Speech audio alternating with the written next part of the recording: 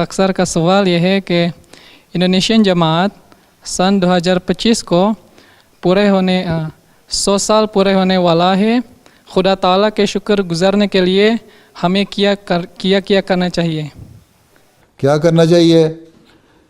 100 साल पूरे होने पे आप ये टारगेट रखें कि 5 साल में आपने कम से कम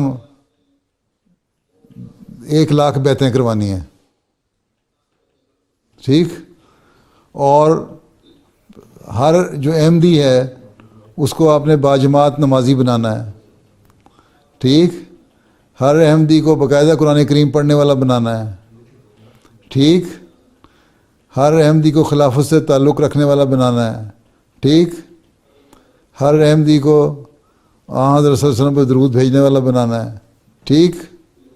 बस ये काम कर लें तो बहुत कुछ कर लिया है।